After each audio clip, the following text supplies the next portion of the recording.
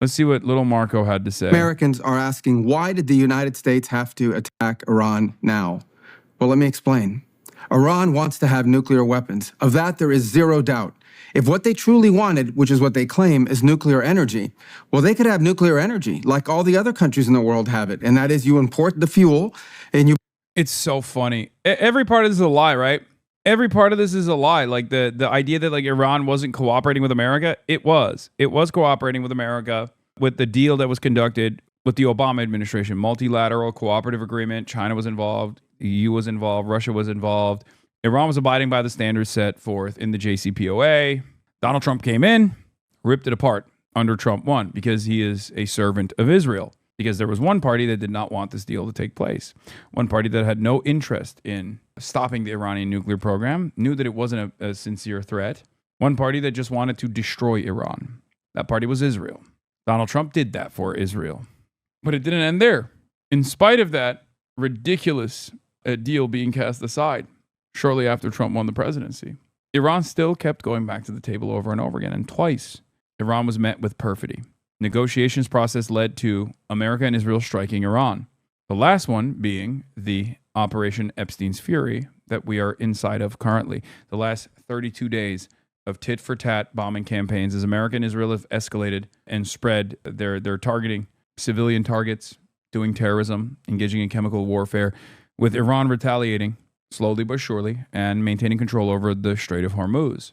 Markets are suffering. Capital owners are in a state of panic. None of this had to happen, okay? None of it had to happen. And little Marco is still out here being like, oh, they wanted to get nukes. This is a lie. This is a lie that the Omani mediators revealed in the negotiations process. This is a lie that a British envoy that was also privy to the conversations revealed as well. The idea that Iran was not leaning into maximalist conditions set forth by America after America had already bombed them is bullshit. They were. They were willing to play ball. And then America assassinated all the people that wanted to play ball with America. All the people that had demonstrated strategic restraint. They were all assassinated. So when Donald Trump says regime change took place and now we have much more moderate people in charge, that's a lie. Regime change took place. This is true. Except the regime that's in place right now is hardliners. And you can see that with the way that they're moving. They have not de-escalated at all. They're continuing to control the Strait of Hormuz. They passed a bill in Congress to legalize their dominance over the Strait of Hormuz and the toll system that they implemented. They're hitting the Gulf. They're hitting Israel. They're hitting American military assets with regular frequency, with incredible success. They've caused billions of dollars of damage, lost assets that will never be rebuilt.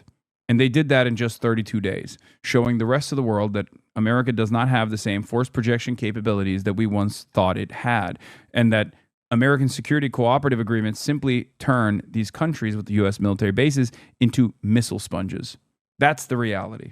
So Marco Rubio can lie and try to change the dynamic to the best of his ability here, but the facts on the ground are showing a very different reality than what he is trying to present. Build reactors above ground. That's not what Iran has done. They build their reactors and their facilities deep in mountains, away from the public glare, and they want to enrich that material. The same equipment that they could use to enrich material for energy, they could use to quickly enrich it to weapons grade. So it is clear that they've been offered every opportunity to have a nuclear program that allows them to have energy, not weapons, and every single time they have turned it down. But why the attack? That's bullshit. It's the exact opposite. The reality is the exact opposite of what he's presenting here. And I know his big-eared ass can hear me when I say this, okay? He's lying. He's lying to the American public. You have to be motivated and, dare I say, delusional to believe this, okay? You have to be delusional to believe this. Now, well, what was Iran trying to do? Iran was trying to build a conventional shield, in essence, have so many missiles, have so many drones that no one could attack them, and they were well on their way. We were on the verge of an Iran that had so many missiles and so many drones that no one could do anything about their nuclear weapons program in the future. That was an intolerable risk. Under no circumstances can a country run by radical Shia clerics with an apocalyptic apocalyptic vision of the future, ever possessed nuclear weapons. And under no circumstances can they be allowed to hide and protect that program and their ambitions behind a shield of missiles and drones that no one can do anything about. This was our last best chance to eliminate that conventional threat, that conventional shield that they were trying to build, and the president made the right decision to wipe it out now. That is the goal of this operation, to destroy their conventional missiles and their drone program so they can't hide behind it and finally have to deal with the world seriously about never, ever having nuclear weapons. Why I record this mid shit? Yeah, it's to try to regain control over the narrative. I know that the American government is actually very frustrated with like how well the Iranian side has been able to communicate through all of this. One of the big issues is that the foreign minister Arakshi speaks English very well and has gone on American news programs to directly deliver the Iranian side. That's very frustrating for obviously propaganda efforts. It's a huge problem, right? You can't undermine your opposition. You can't turn them into like Hamas or Hezbollah. They're not a non-state actor. They're a state actor. They're a sovereign state, and their leadership can speak English. That's a huge deal in terms of being able to communicate your desires and to defend your humanity in the eyes of Americans. On top of that, the silly memes that they've been posting, they've also played a formative role. So this is something that they are worried about. This is something that the American government is absolutely worried about. They've tried to get the military PSYOP team to start doing counter messaging. And that's part of the reason why Marco Rubio is coming out and making shitty videos like that. Pezeshkian, the president of Iran, who is probably the least powerful figure in the government, let's be real, but he released a statement. He wrote a letter to the American people. We're going to be looking at that. Iranian President Masoud Pezeshkian, in a message addressed to Americans, lays out a forceful counter-narrative to the U.S. government claims, noting Iran is a country that, at least since its founding of the United States, has never initiated a war and acts in legitimate self-defense after decades of U.S. intervention, from the 1953 coup to sanctions and recent strikes. He says Washington withdrew from an agreement and chose escalation, while attacks on infrastructure are directly targeting the Iranian people and entrenching instability.